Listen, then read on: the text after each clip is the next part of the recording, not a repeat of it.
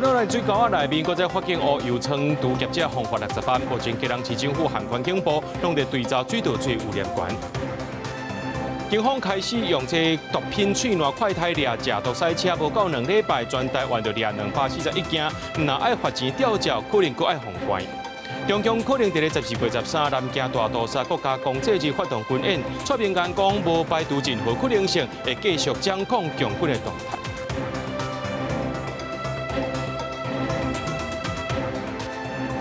各位观众朋友，大家好，欢迎收看14月初3 AM 新闻，我是嘉豪。这台水公司和基隆市政府昨暗伫咧乱发安宫头前的大排水沟发现到垃圾油，环保局表示讲，这是对一间成都公司排出来的，下晡就依照水污染防治法概念罚60万。不过这毋是11月27这水道水拍开有汽油味的主要原因。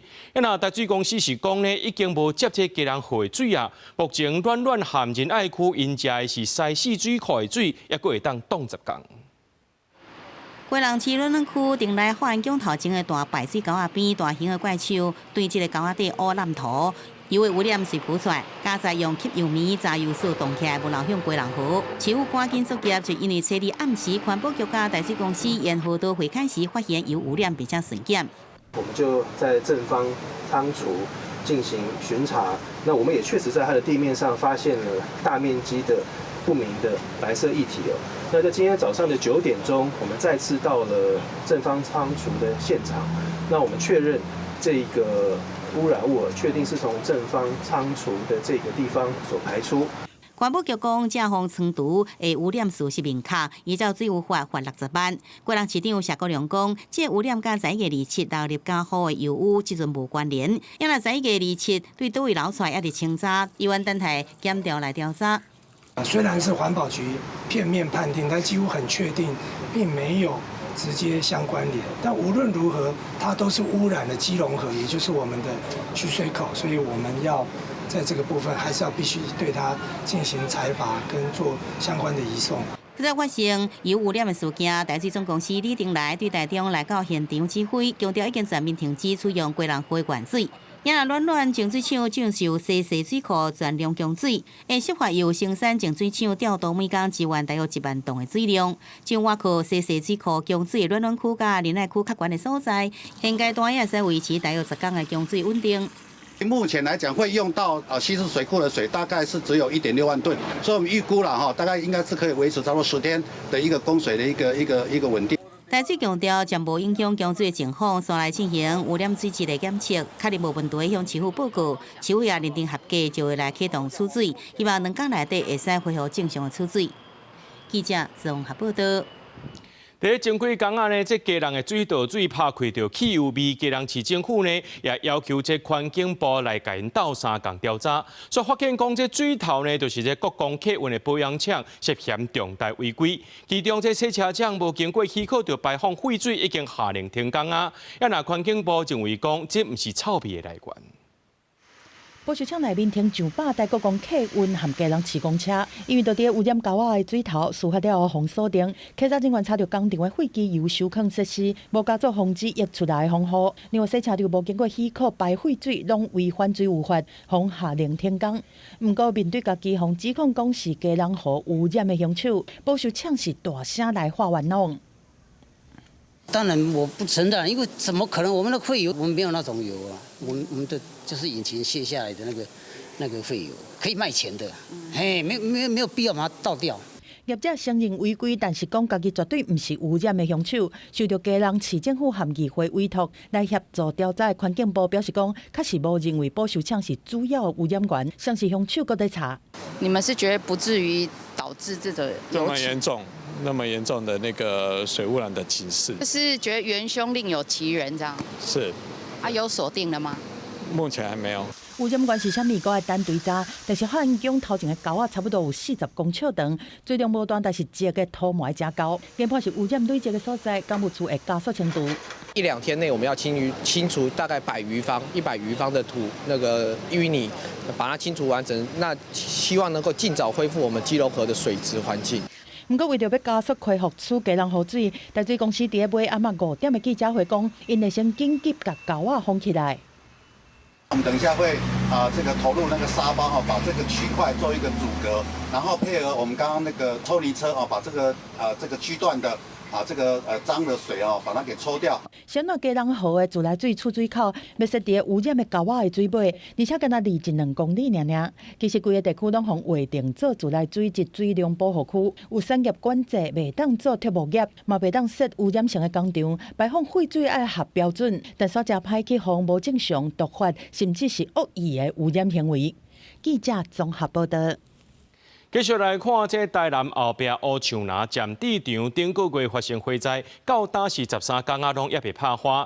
连永康东区顶所在，也让民众反映讲会闻到这臭塑胶味，甚至是臭大的味。也若市政府是讲目前无接到民众的通报，风尾的空气品质监测是拢正常的，也有信心伫明仔载甲火拍花。本地看起来有3层楼高的乌树林占坑场，即马大部分拢已经变平啊。消防人员持续钻水配合怪手，甲翕在烧的粪扫放去冷却池啊来降温，互现场一直清白烟。这场火是对11月后半个月，一直烧到12月初3，已经是第13天，还未完全拍花。传出成功大厦的4颗地啊，亲像台南的东区和永康这行政区，已经伫乌树林占坑场至少45分的车程，嘛是会当闻到塑胶味也是臭灰大味。感觉让人家会呼吸比较有点不舒服。比前一阵子好多了啦，但是这几天就这样，那个空气就是还是觉得就是很不舒服那个感觉。东区有闻到味道，永康那边也有。所以你这边是中西区没有？可能风向不一样吧。有民众甲大徛个拢讲唔敢开窗门。成功大学是表示讲学校的教职员和师生拢无反映讲有臭味。如果环保局有发布空污警讯的话，也会提醒老师跟学生这个教职员工生特别注意的一个事情。它产生的污染。或许是在挖的过程中浇水会有，但是我们在下风处，我们还是有几个特定的点比较临近，有造成影响的，我们还是有在做监测。市府表示讲，无接到民众反映讲市区出现臭味，这场拖烧10几天的火灾，有信心伫测试进前完全拍花。那个也很严重呢，我感觉台南环保局对这个问题有够无责任的，然后中央环境部应该嘛有迄个稽查的大队。拢无动作吗？民团认为讲，只要烧金就会出现臭味，个别讲这摆烧的面积这么大，对市府监测讲无安怎是持保留的态度。嘛，呼吁地方和中央针对这种大型量体塔矿场，订定管理办法和火灾防范的标准作业定数。因为风台当年都有可能来侵袭台湾，这种大量灾后的废气不出现的状况，恐惊未干那一摆尔。记者综合报道。婚林出产的台湾鲷鱼排去互高雄市卫生局验出有动物使用的抗生素，业者是真不服，家己甲共批货送到国际检验机构 SGS 检验，结果说是无问题。那高雄市卫生局强调讲，业者送检的物件含验出有药啊的鱼肉，毋是同一块检体，若做有问题，就会当来申请复验。直组提出手机内底检验报告，哪讲哪比。婚林口湖鱼类生产合作社出产的台湾鲷鱼排，初一去互高雄市卫生局验出袂当使用的动物用药。合作社除了配合产品路径调查以外，也家己甲共配货样，以及无共配鱼排拢送去 SGS 检验。初二结果公布，全部拢是无检出。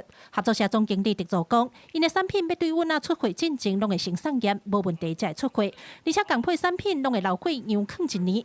现在货样的鱼排再次送验嘛无验出。到底都一大款在出问题，因也等来厘清。主管机关也有到该有疑虑的那个养殖场那边去采样，那也要等待它那个检体的报告出来。抽验时为完整包装，检验结果检出动物用药恩佛奎林酸缩与不得检出之规定不符，以上与业者自行外部送验同批原料样品为不同检体。若食品业者对检验结果有异议，可自收到通知日起15天内向原抽验机关申请复验。高雄市卫生局强调，业者送验的货样产品，甲验出违法药物的鱼排，毋是同一个检体。若是有交期，会当申请复验。业者认为，拢是同一个鱼温啊，饲出来鱼啊，无应该干那一地有问题，会申请复验。而针对卫生单位甲业者检验结果出入，民众讲袂影响消费意愿，不过也是要紧找出原因。应该中间过程流程里面中间出了什么问题？那个养鱼的渔夫他不会自毁名誉啦。高雄市卫生局表示，目前也未收到业者针对问题检体申请复验。业者讲，申请今仔日会送出去。另外，云林县农业处要针对饲养台湾雕的迄搭鱼温来抽验饲料、鱼啊、底土甲水质。检验报告大概需要1礼拜，一搭来厘清，毋茫赶紧找出原因。记者柯家朱超雄综合报道。化妆品的原料进口商一方企业有限公司对新加坡进口苏丹红色号一款禁止使用的色素，和13间厂商做化妆品。通地检署昨去敲认为这负责人涉嫌诈欺罪嫌，以30万交保候团。就医生讲呢，这苏丹红若准掺在咧化妆品，会透过咱人的黏膜和咱的人体吸收器造成伤害。建议是药署爱追查有记录的原料。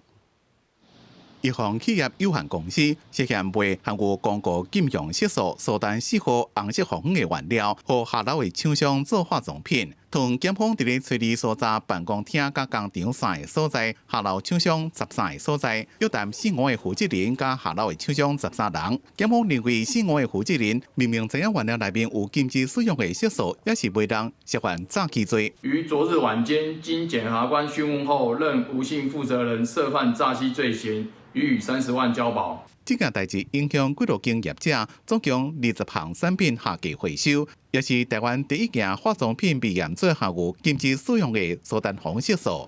代志的标出是因为配合国医生柯秉哲看到一条来自中国的自媒体影音，化妆品如果是跨国的企业，所以建议食药署台湾爱清查是不是有5项有记录的原料。那因为我们台湾化妆品的色素是有控管的。可是植物着色剂这部分并没有相关的一个规范，所以相较之下，它就利用这个漏洞，可是厂商却把它当作色料来使用，所以才会造成这次的一个问题。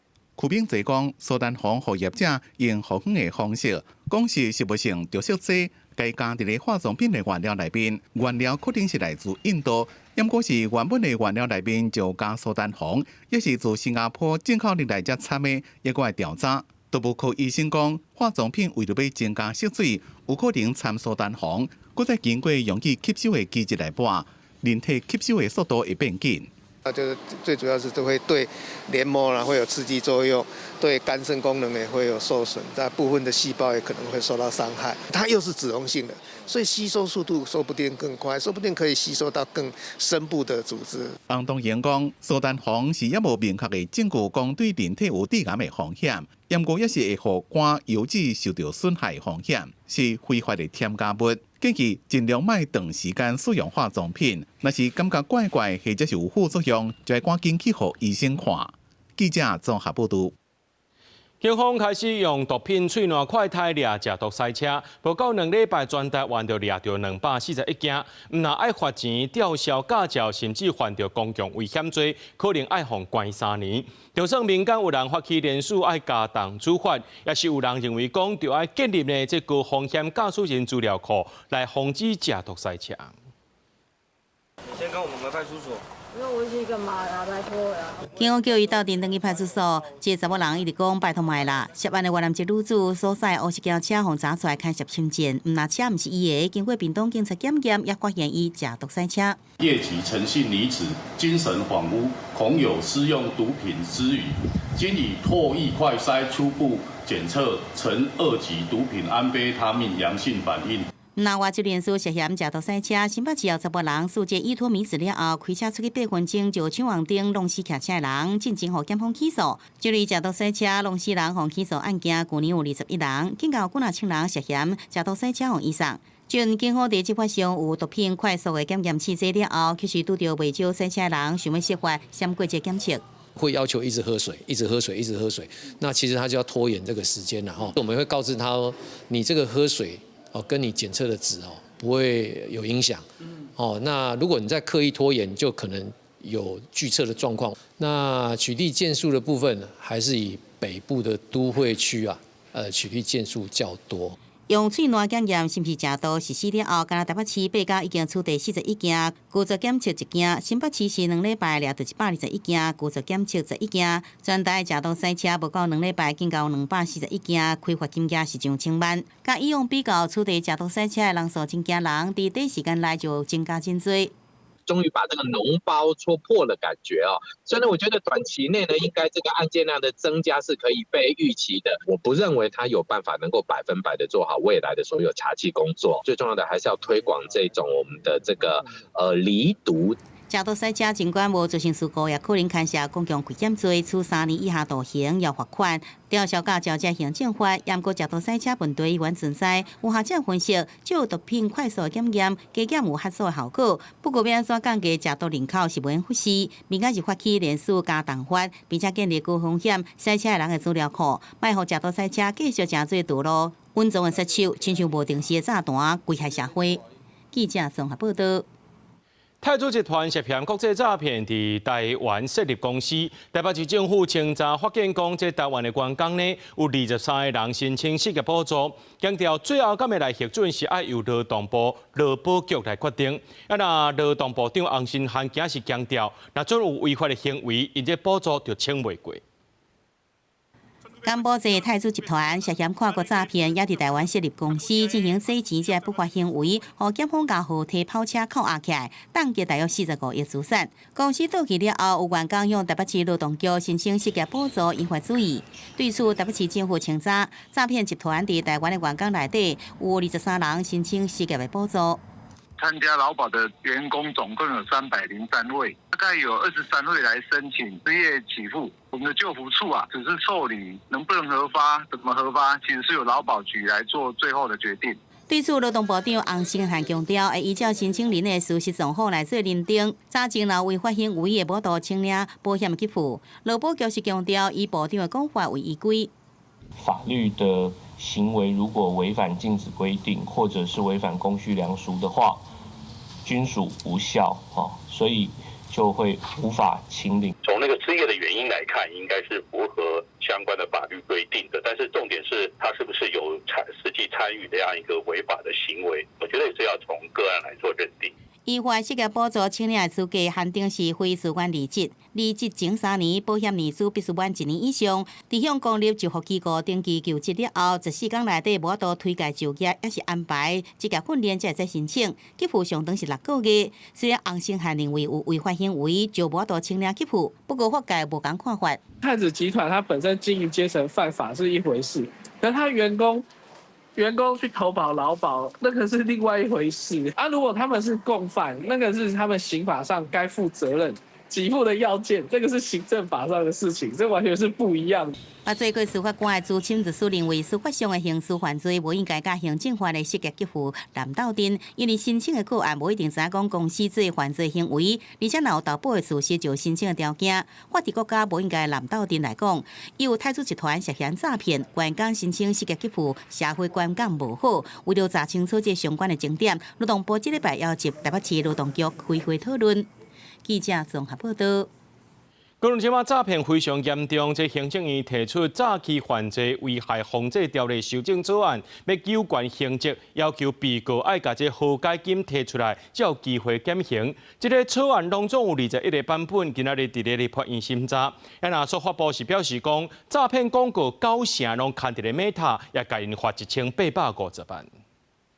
台湾诈骗上攻，警政署统计今年11月平均每日受理诈骗452件，平均每日财损1亿9970多万。为强化打诈，行政提出诈欺犯罪危害防治条例修正草案，有3大修法方向，针对高压诈欺犯罪提悬刑责，诈欺金额达到100万，处3年以上；10年以下有期徒刑，应并科3000万罚金。还有增订禁止条款，被告付还和解金，才应定足减刑。今年1月到10月已经通报了34000件，约70%的被害人能够意识遭诈而停止汇款，成功的拦阻金额达1亿7000余万元。为了加速填补被害人损害，修正草案第46条、47条，自首自白且于一定期间内赔偿调和解全额的人呢，实有获得法院裁量减免刑责宽典之可能。中央分别提出修法草案加上正义版，有21个版本。这个协助诈骗，另外网络诈骗部分所发布表示，看上最诈骗广告的网络平台有超过90%，是并且母公司 Meta。内政部指出 ，Meta 涉诈信息有14万起，已经限且所发布罚1850万。有理会关心，诈团透过网红包装假推荐真诈骗的普设广告，是不是有对策现象？广告费不是给平台，可是给这些网红，他一样可以刊登啊。然后刊登完，其实因为这些平台他们的红利就是来自于使用者的数据流量啊，可是现在他们换一种方式去规避你们的广告揭露，针对于不实的讯息，也是可以去要求他们来进行下架的。我们要求他把我们的这样的一个诈骗的样态，作为他们自己在做 AI 演算的时候呢，可以去事先的去做一个巡检去下架。过去他们大概在这1年下架的这个件数大概超过430万则。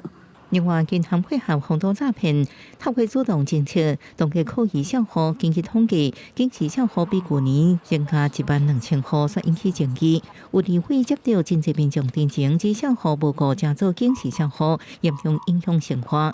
尽管会回应，会甲银行经常来回沟通，优化定数。记者综合报道。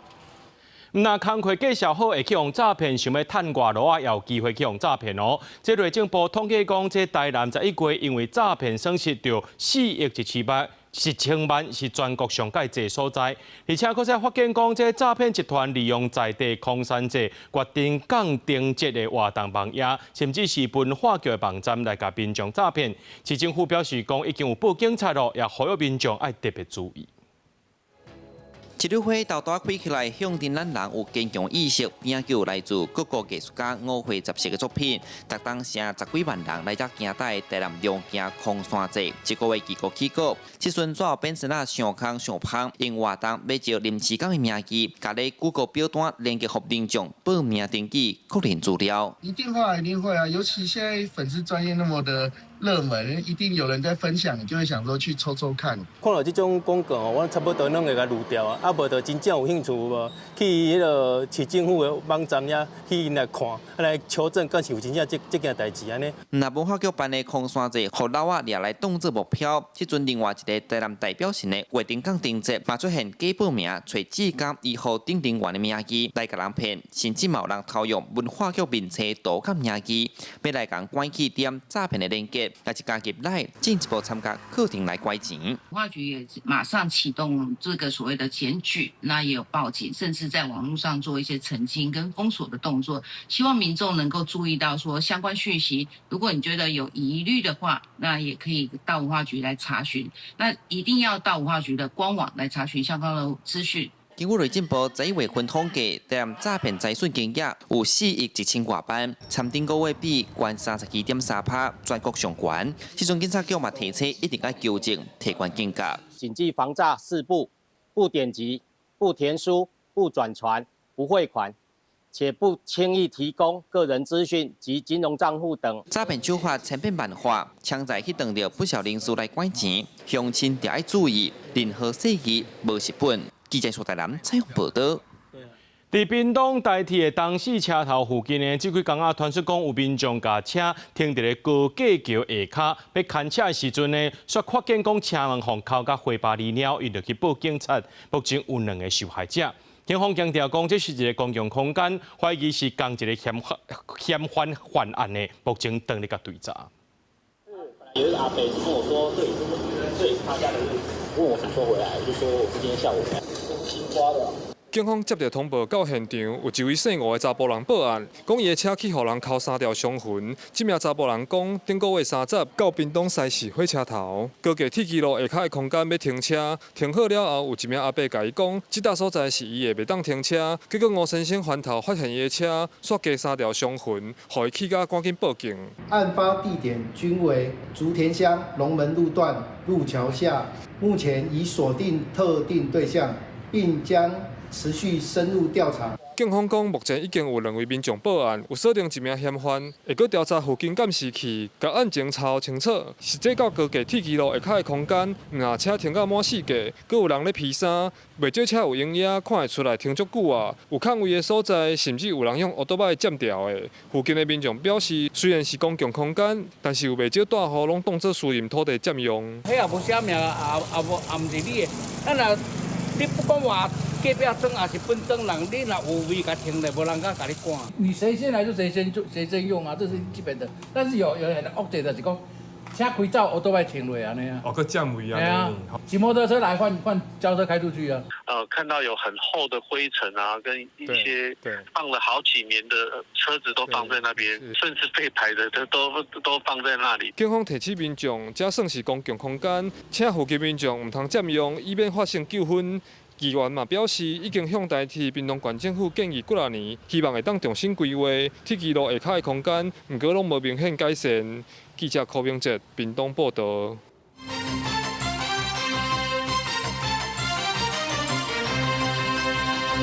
美国总统川普伫咧美东时间初二正式签署美国国会进程通过《台湾保证实施法案》，让台美官方的交流有机会走向正常化。外交部长林佳龙今日表示感谢，也讲这是台美关系向前一大步。总统府也讲，未来台美会继续密切沟通，深化各领域的同伴关系。我就在这里啊，那不管是台湾的护照或外交部长的名片啊，我们都可以走遍天下。对中国外交部讲，台湾无外交部长林佳龙重申，咱国伫咧国际上有行使主权的能力，而且台美官方的交流有机会慢慢正常化。因为美国总统川普正式签署国会通过《台湾保证实施法案》，要求美国国务院每5年审查一遍对台交往准则，研究解除外交军事官员活动的限制。对于松绑正常的往来啊，是一个很大的应该促进的。过去总统、副总统、国防部长、外交部长、行政院长，是不是都没有办法到华府？过去是有这样子的一个某种的情形啦，台美双方都会在这个新的法案基础上去提升交往。总统府表达欢迎甲感谢，讲未来台美双方会继续密切沟通，深化各领域的伙伴关系。伫咧美中日元首通电话结束1礼拜以来，各界拢伫咧注意区域的情势。林佳龙认为，中国甲日本的争端可能会延续1年，台湾甲日本努力伫咧控制情势。为什么讲1年呢？不是半年呢？不是2年呢？不是3个月呢？冷却下来，避免升高冲突到失控。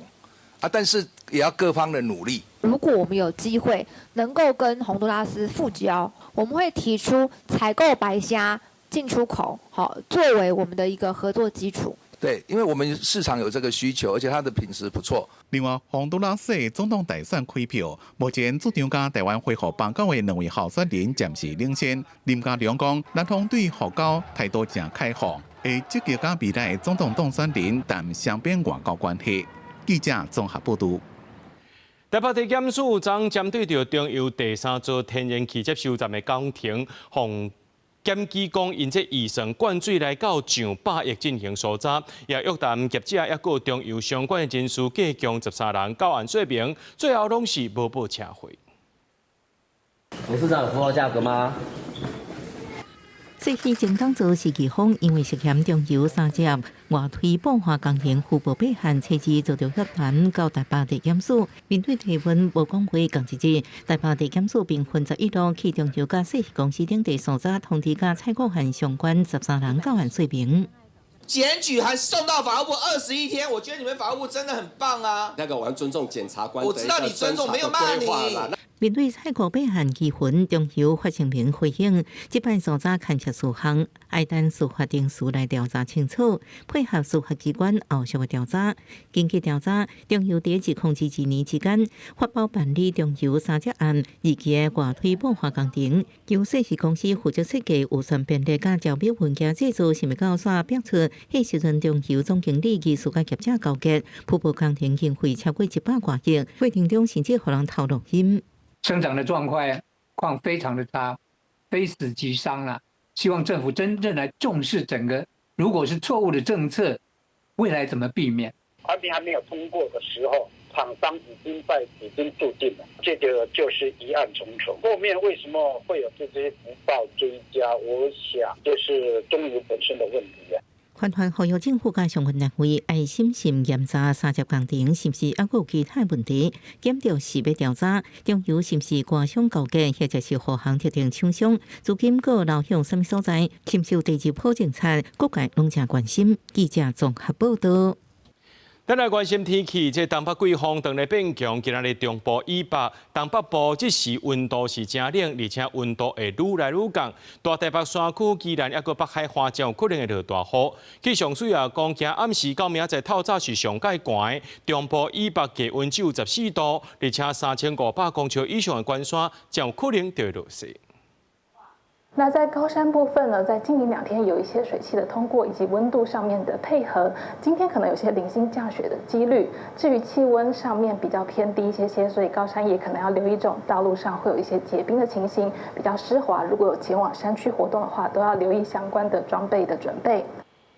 气象署表示讲，今日个变强，西部云较济，北部、东北部、花莲会搁再落雨。若新竹以北、宜兰、花莲，抑个台东的甲界呢，甲屏东也会落雨。爱听候到拜六礼拜天气才会较好过。不过后礼拜又个东北季风要来，提醒咱的观众朋友，早暗的温度爱注意，也爱穿雨袖。12月初3是国际心障碍者日，今仔日着这障碍者和民间团体伫咧行政院门口表达诉求，因希望政府会当修订身心障碍者权益保障法，互因会当和一般人同款有尊严、有选择，避免类似中照台人这款的代志搁再发生。制度不健全，没有自主权。2023年发生一件长照的悲剧，有一位妈妈长期照顾伊小儿麻痹的囝，照顾50外冬。伊烦恼家己年岁大，可能无法度搁继续照顾到真久，所以就甲因囝翕死。有心障者讲，看到这款新闻是感觉真恐怖，嘛无希望这款的悲剧又搁发生。面临教育系统、社区支持的缺乏与断裂时，所有的责任通通都转嫁到个人与家庭上面。长照杀人的新闻事件当中，我们感到深深的恐惧。下一个被剥夺生命的人，是不是就是我们？这些制度没有办法接住身边的人的时候，障碍青年、障碍者就要被判下死刑吗？身心障碍联盟表示，因和一般人同款，应该要有尊严、有选择权，不应该受到歧视甲差别对待，这是上基本的心障人权。因也要求政府就要修订身心障碍者权益保障法，互因会当有更较方便、更较友善的环境，也会当莫受到歧视。我们常用的台铁，最近也不知道为什么了，就是申请斜坡服务，常常记错时间，或者是把放错地方。那各地在新建的建筑物或者是公共设施，也非常缺乏无障碍，障碍者要去看戏、要去运动，仍然充满着歧视跟阻碍。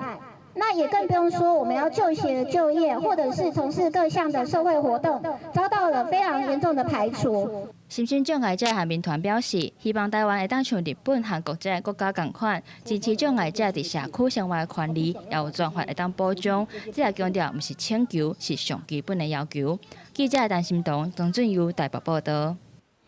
立法院社权委员会今日继续进行外送专法各版本达调审议。内容部长洪新航是希望讲，会当兼顾到店家外送员甲消费者的权益。也若外送工会伫立法院头前表达诉求，希望这外送专法伫这个会期会当顺利完成三读，上紧明年中就来实行。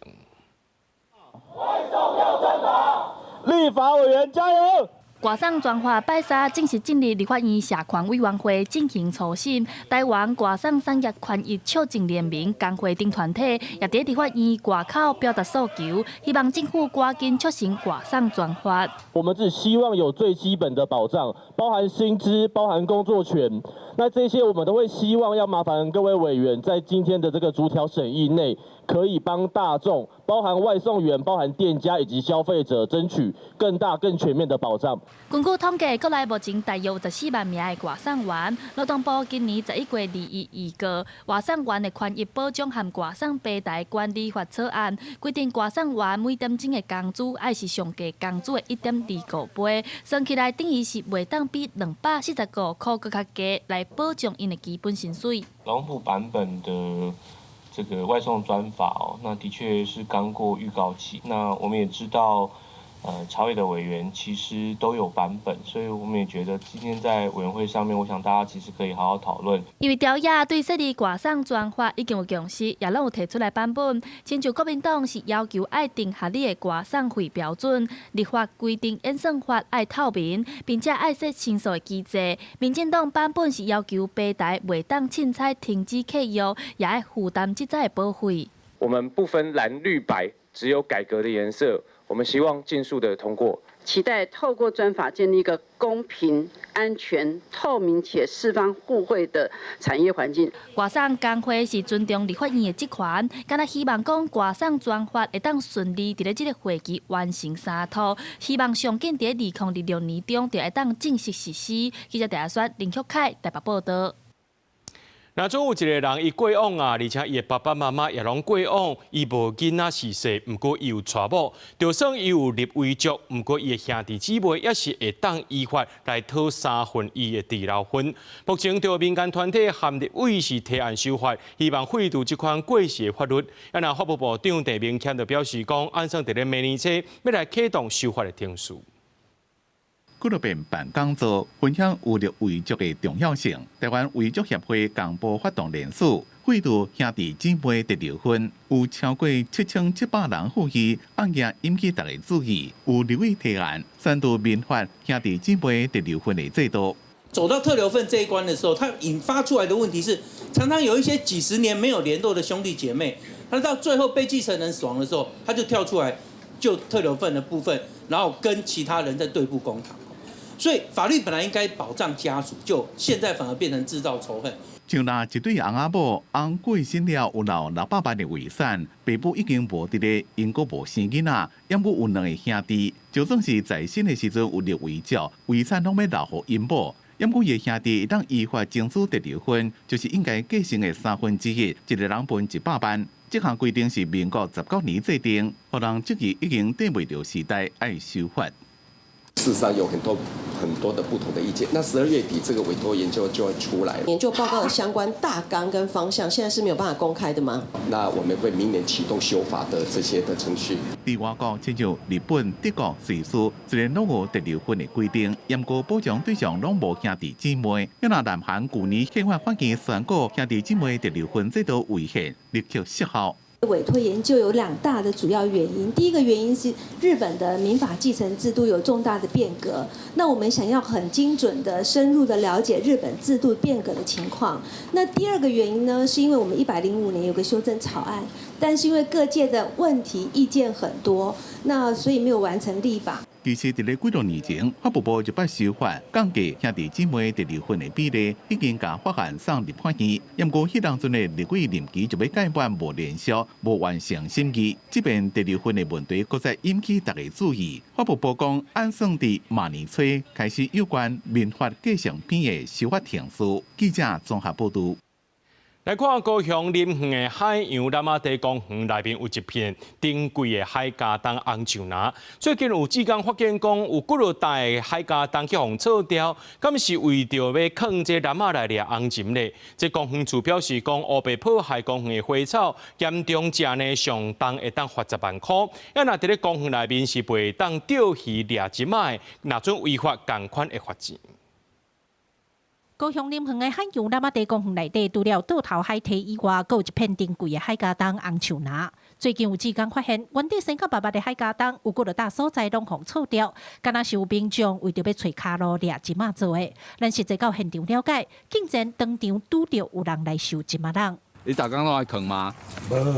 无，是哦。今仔较起来。大的，你敢知影遮袂当放？我知啊，你当然袂使，逐个你公用物件，你才会使用做自私共撤掉，迄撤掉就是毋对的。破坏生态吼。破坏生态啊！为着掠即马来炒海茄苳，民众也感觉真唔通。林鹏爱乡协会表示，这片海茄苳面积虽然较无1公顷，不过伊是地方环境生态重要指标。为伫咧，无论是郊外生态，还是水底动物，种类甲数量拢愈来愈丰富，而且有定根的特性，佫会当防止土马流失。今年就发现到，毋捌看过这个白鳞翡翠，野区嘛，今年嘛过来，这是咱最近一直咧发展，一直咧发觉讲，遮个环境。愈来愈好，树啊愈来愈多，所以红树呐，这片海茄苳如果伊的树长若较勇，会当较大长，未来咱会当发现到愈来愈多鸟会入来这个所在。依据高雄市树木花草及公共设施毁损赔偿自治条例，处新台币1500元以上2万元以下罚款；如情节重大者，处新台币2万元以上10万元以下罚款。公署表示，若破坏花草的发钱，伫公园钓鱼掠即马上悬嘛会当罚6000。理事长也呼吁，海茄苳对生态维持真重要，毋望民众会当共同珍惜维护。记者柯家族、柯昭阳、高雄采访报道。今年风太较济，还佫有淡薄季风，这台东的渔民讨海时间也减少真济，收入也变少啊。虽然政府会提供2万到20万的休渔奖励金，不过渔民认为讲今年的状况，这奖励金佫再加上掠鱼的收入，根本塔这油钱就无够，何况是来纳互渔港薪水。台东县当天是基鱼大出的时阵，暗过台东区渔会渔民出海2天，真无简单，才钓到2尾，个经济价值来赔回基鱼，渔贩啊马上就来收。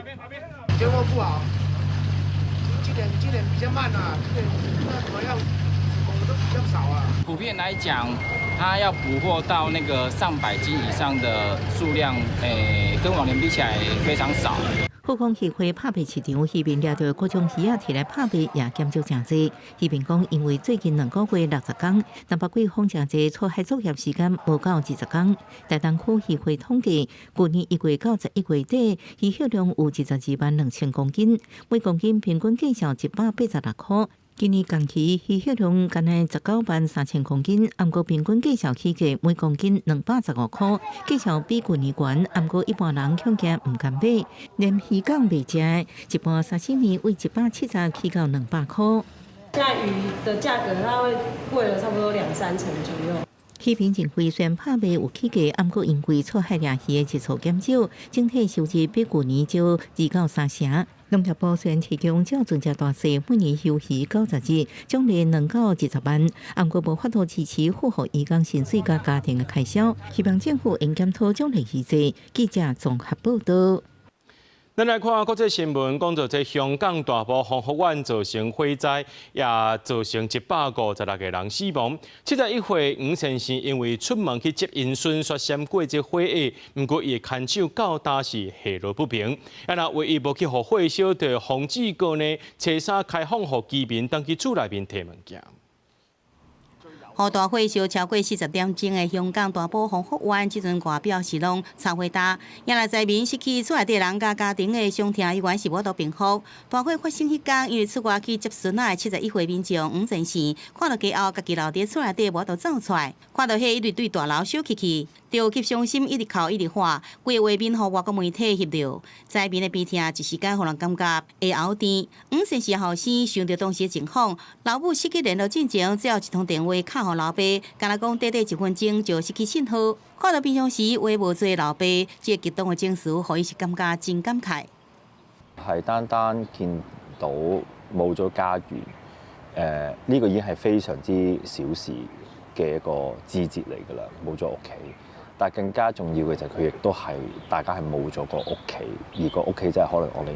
吳先生退休進前是工地工頭，也有水電工的執照，一直煩惱講大樓的安全，並且反對進行這個修理的工程，也知影講施工材料真會多起這風險。伊家己甲崁佇個桶啊，這個泡棉棒拆掉，改用塑膠薄膜，也逐工對鬥佇個外壁的網啊掖水，也毋過伊無度阻止悲劇發生。For sure, every time when we talk about mom, he would just cry. Quite badly, I would say. But it takes time. It takes time. 我们这个楼买了有20多年了，就说全部家长全部都买这个楼，你说现在这个一烧这样子还有什么了？什么都没有了。要我们怎么办呢？ 无论是失去亲友，也是家庭，对着受灾民众来讲，安怎平复伤痛，面对未来的生活，将是真长的路。军监视单位继续进行勘验的工作，监视中心排满着急的家属，每一摆公布罹难者的相片，现场就传出，互人感觉心真酸的哭声。失去至亲的伤痛是无法度承受。唯一无受到大火烧着phòng志哥，初三头一摆开放，互民众转去厝摕物件。持续有民众到火场灾区献花，为着这场大火不幸死亡的无辜民众致哀。 另外，天主教教宗良14世车里伫头一摆海外出访的最后一站，黎巴嫩主持弥撒时，也悼念伫香港大火罹难者。公视新闻张淑芬编译。美国的国防部长赫克塞斯9月时阵授权美国海军去攻击一架委内瑞拉的毒品船，迄个时阵有2个军官跳船。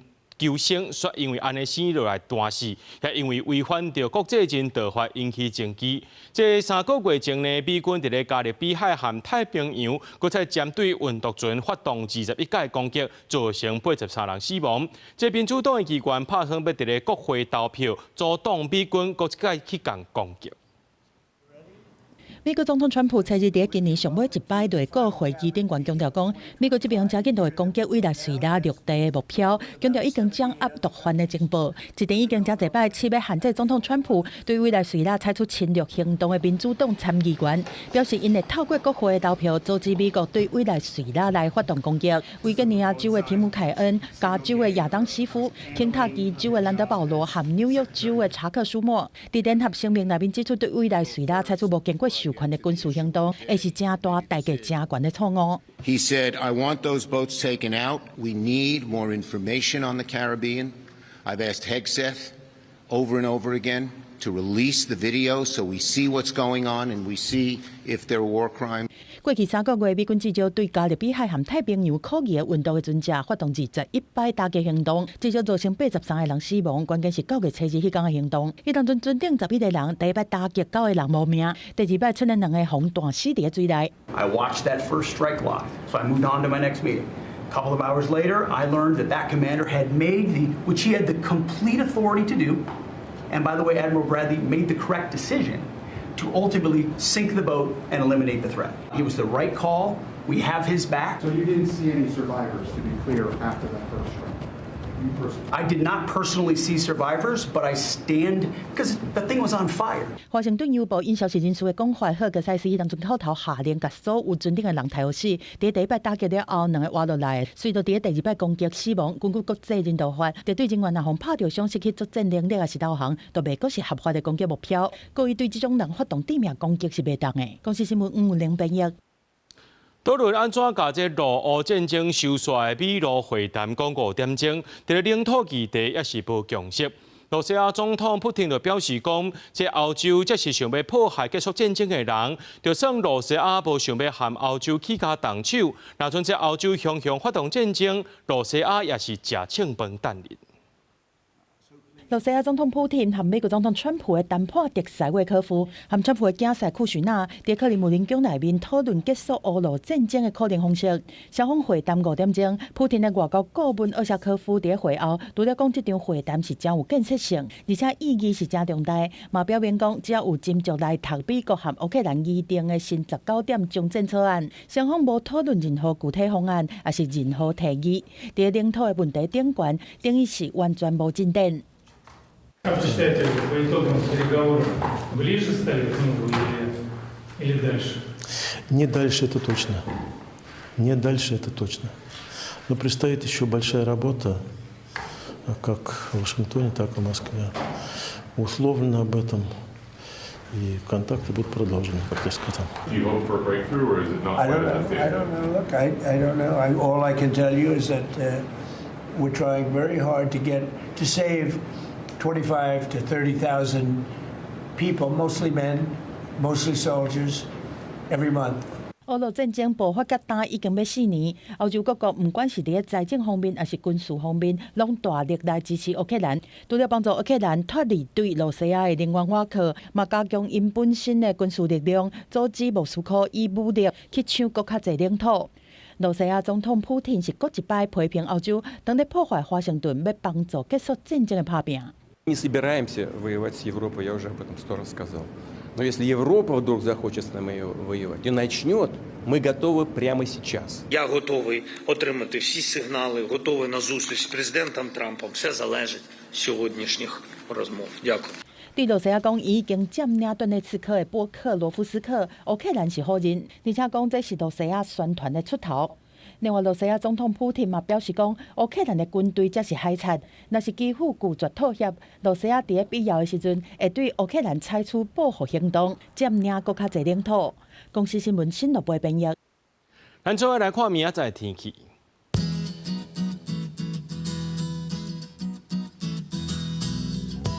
基隆台北桃园新竹对16度到20度。苗栗台中彰化南投云林对15度到24度。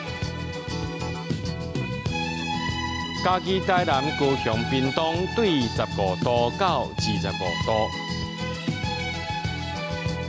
宜兰花莲台东对16度到24度。平湖金门马祖对12度到20度。新闻最后，感谢各位观众朋友收看今日暗新闻，我是嘉豪，明仔暗时7点咱再相会。